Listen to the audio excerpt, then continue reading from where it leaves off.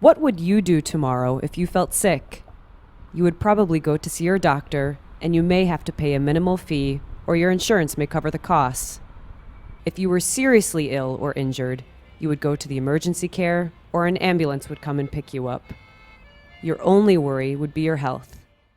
But how would it be, in addition to this worry, you would fear being arrested because of your irregular status? This is the reality of undocumented migrants throughout Europe who try to access healthcare.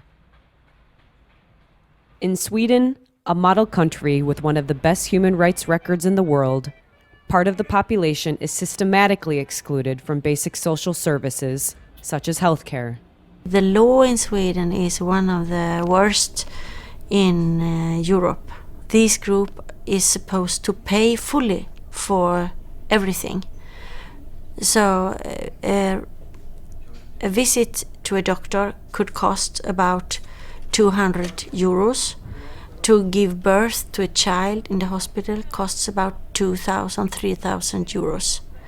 And of course this group cannot pay these amounts.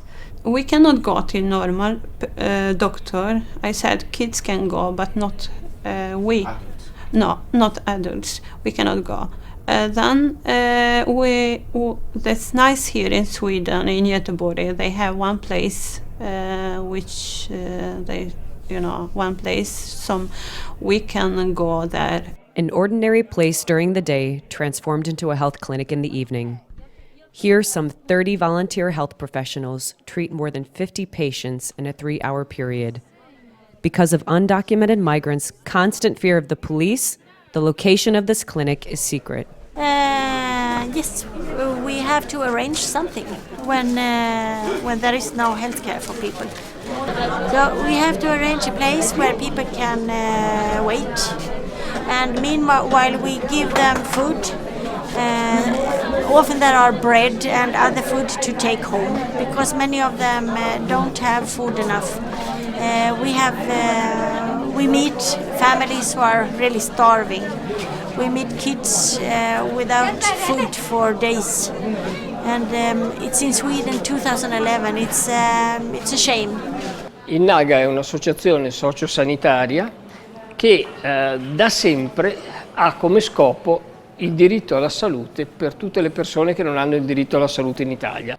The same type of clinic for undocumented migrants exists in Milan, run by volunteer health professionals. Questo se sto male, io gli ho detto che non sto male per morire, riesco a andare, riesco a camminare, riesco a lavorare, solo che sentivo questo odore strano dalla bocca e pensavo che sono le tonsille che mi aiutano. Mi ha detto guarda che tu non sei grave, per questo noi ci sono le persone più gravi di te, per questo tu poi devi andare a ospedale per stranieri, lì ti può aiutare.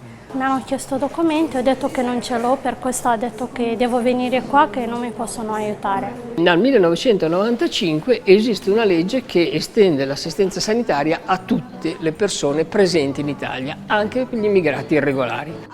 In Italy, contrary to Sweden, undocumented migrants are entitled to almost the same level of healthcare as citizens.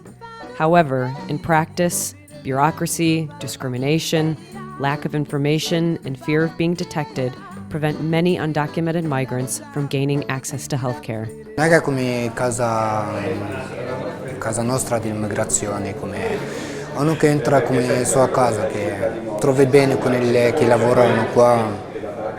All'ospedale deve andare tanti sportelli per prendere tanti visite.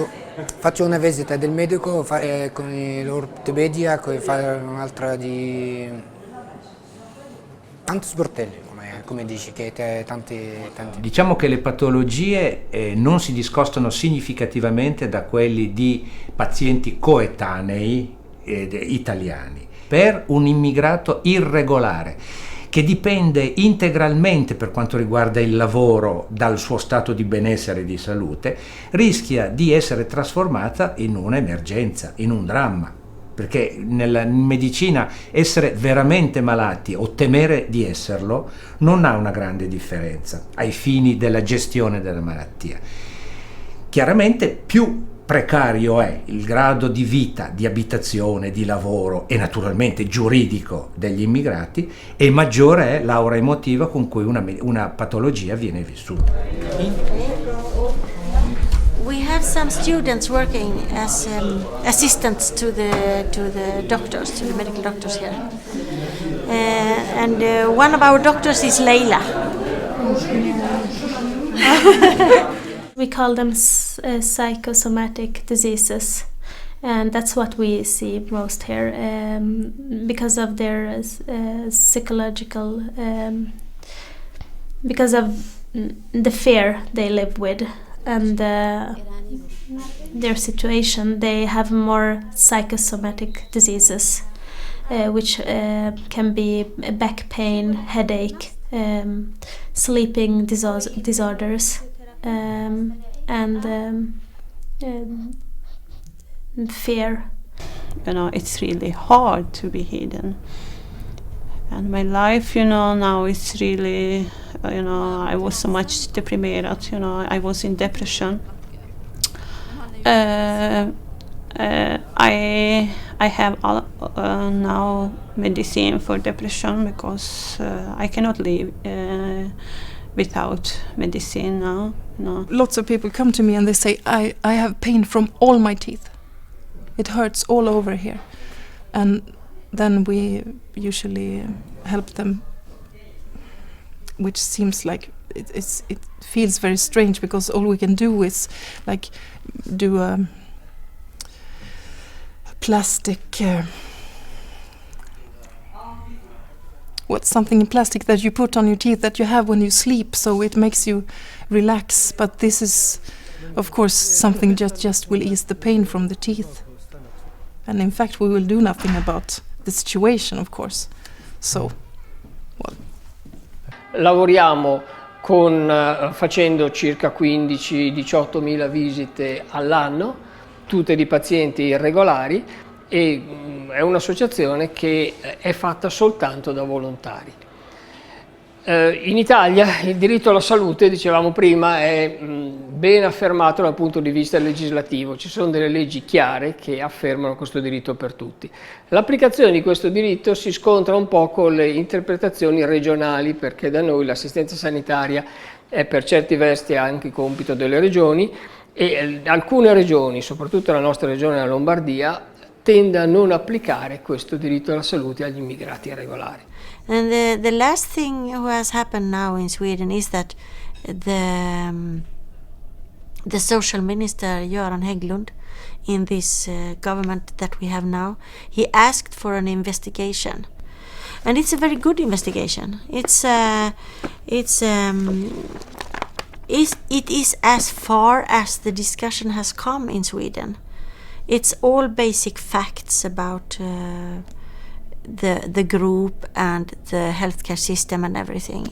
Now our task is to try to get this as a proposition, as to make this as a law. This investigation is a base for a good law, and now we have to discuss how could we change the law in Sweden. While numerous international instruments in human rights law have been ratified by EU member states and refer to the right of everyone to healthcare as a basic human right, regardless of one's administrative status, the laws and practices in many European states deviate from these obligations. Undocumented migrants in Europe face problems in gaining access to healthcare services. This situation puts enormous strain on local actors such as NGOs and healthcare professionals. While providing key services to defend the right of undocumented migrants to healthcare, the clinics in Milan and Gothenburg aim to close down one day because undocumented migrants should have access to healthcare in the mainstream system.